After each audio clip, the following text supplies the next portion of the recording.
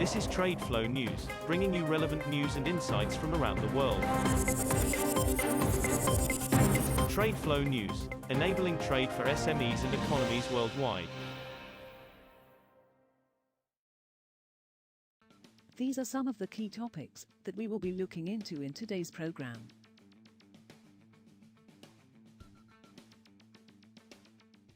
First, let's take a look at the overnight headlines which are impacting the commodity markets. China's oil consumption is expected to keep growing for a decade on robust chemical demand, reaching a peak of about 780 million tons per year by 2030, a research institute affiliated with China National Petroleum Corp., CNPC, said on Sunday. Last year, the research group, called the CNPC Economics and Technology Research Institute, Agri, said that China's oil demand would peak at 730 million tons per year by around 2025. In its latest report, the Agri said diesel fuel, gasoline and kerosene consumption are forecast to peak sometime around 2025 at about 390 million tons per year. The strong petrochemical demand will support rising consumption through to 2030. Iran's main focus in nuclear talks that resume in Austria on Monday will be the lifting of all U.S. sanctions in a verifiable process that guarantees Tehran's unhindered ability to export its oil, Iran's foreign minister said. Negotiations with world powers to salvage Iran's 2015 nuclear accord, the Joint Comprehensive Plan of Action, JCPOA, are to resume in Vienna at 1700 GMT, state media reported. The most important issue for us is to reach a point where, firstly, Iranian oil can be sold easily and without hindrance, Iranian media quoted Foreign Minister Hossein Amirabdollahian as saying. Moving on to the top news in the energy sector. A pipeline normally bringing Russian gas into Western Europe flowed in reverse for a seventh day on Monday, a situation Moscow blames on German speculation, despite surging European heating costs.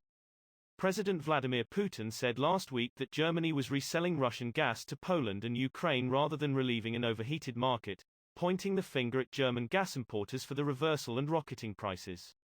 European power prices have risen due to a dramatic increase this year in the cost of gas, which is used to generate electricity as well as heat homes during the winter months. Japan's industry ministry said on Monday it will hold an auction on February 9 to sell about 100,000 kiloliters, or 628,980 barrels, of crude oil from its national reserve as a part of a U.S.-led coordinated release of oil reserve to cool rising prices. The supply, to be taken from its Shibushi tank in southwestern Japan, will become available to the winning bidder on March 20 or later, it said in a statement. Japan's government said last month that it would release a few 100,000 kiloliters of oil in response to a U.S. request, and the sale would be done as part of a switch in the composition of the types of oil held in the National Reserve. Next, we have the top news in metal markets. Indonesian President Joko Widodo on Monday inaugurated a new ferronickel plant with 1.8 million ton output capacity in southeast Sulawesi province built for an estimated $2.7 billion. The plant was built by PT Gunbuster Nickel Indonesia, a local unit of China's Jiangsu Dalang nickel industry, at a nickel processing center in Sulawesi, part of government plans for the resource-rich country to move up the value chain and not just export raw materials. According to a government statement, the plant will be able to process 13 million tons of nickel ore annually.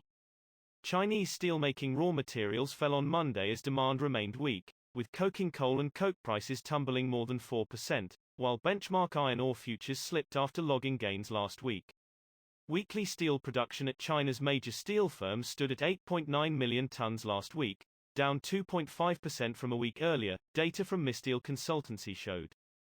Average daily molten iron output remained at historical lows. However, coke inventories at mills are higher than the same period in previous years, analysts with Sinosteel Futures wrote in a note. We will now look at the top news in the agricultural sector. Russian wheat prices rose slightly last week after 3 weeks of declines, tracking higher prices in Chicago and Paris, the IKAR agriculture consultancy said on Monday. Russian wheat with 12.5% protein content loading from Black Sea ports for supply in January was quoted at $330 a ton free on board, FOB, at the end of last week, up $1 from the previous week, IKAR said. #IKAR Sovcon, another consultancy, pegged barley down by $2 at $297 a ton. That is all for today's news on commodity markets. Stay tuned to TradeFlow News as we continue to provide you with more updates. We also invite you to follow us on Twitter at TradeFlow News, which allows you to watch our program on your mobile device or desktop to receive information from there.